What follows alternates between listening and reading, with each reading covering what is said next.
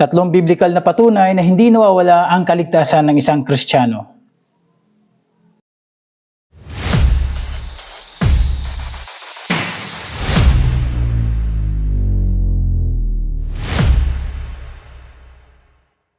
Mapagpalang araw sa ating lahat, Brother EJ here.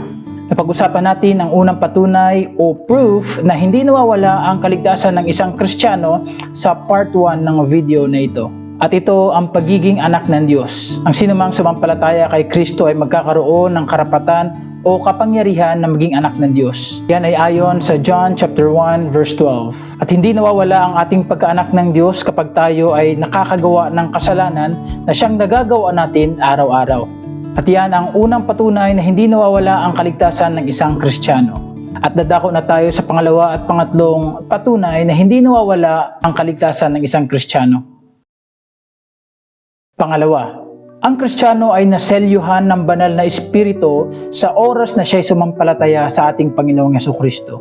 Ang sabi ng Biblia sa Ephesians chapter 1 verses 13 and 14, "In whom ye also trusted after that ye heard the word of truth, the gospel of your salvation, in whom also after that ye believed, ye were sealed with that Holy Spirit of promise, which is the earnest of our inheritance until the redemption of the purchased possession unto the praise of His glory."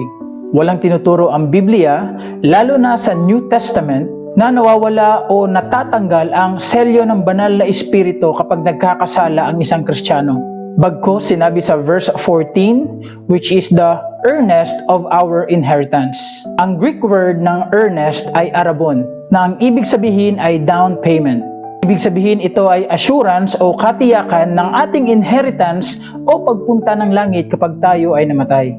Ito pa ang ibang mga talata patungkol sa earnest or down payment at pagselyo ng banal na Espiritu sa mga Kristiyano. 2 Corinthians chapter 5 verse 5, "Now he that hath wrought us for the selfsame thing is God, who also hath given unto us the earnest of the Spirit."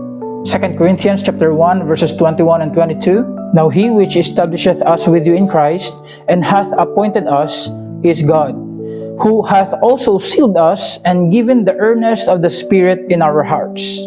Ephesians chapter 4 verse 30, "And grieve not the Holy Spirit of God, whereby ye are sealed unto the day of redemption."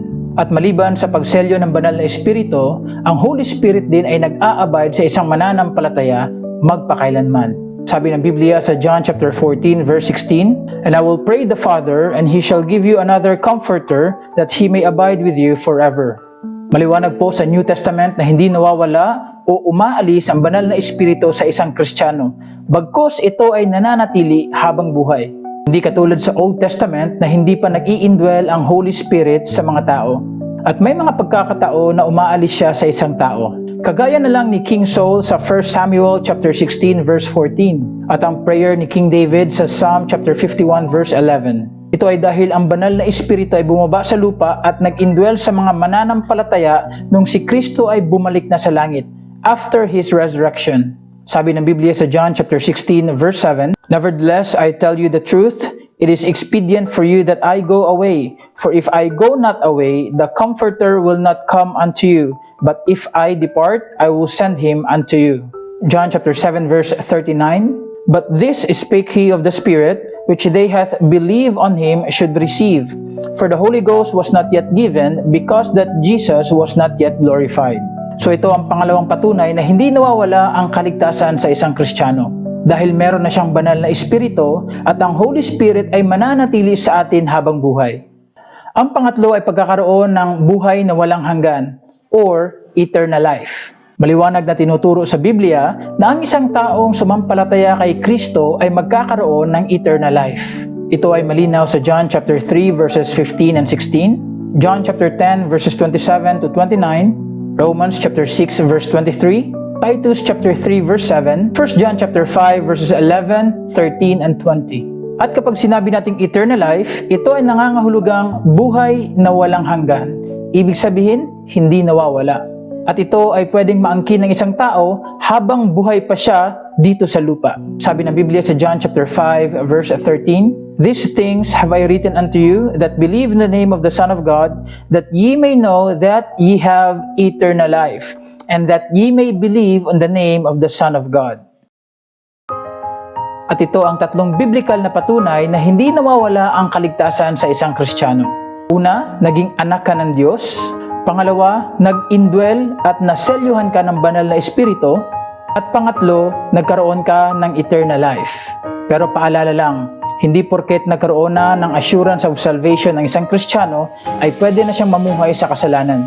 Dahil ang isang taong totoong naligtas ay may transformation or pagbabago ng buhay ayon sa 2 Corinthians chapter 5 verse 17. At yan ay ating pag-uusapan sa susunod na video. Nawa ito ay naging pagpapala sa ating lahat. Maraming salamat and to God be the glory.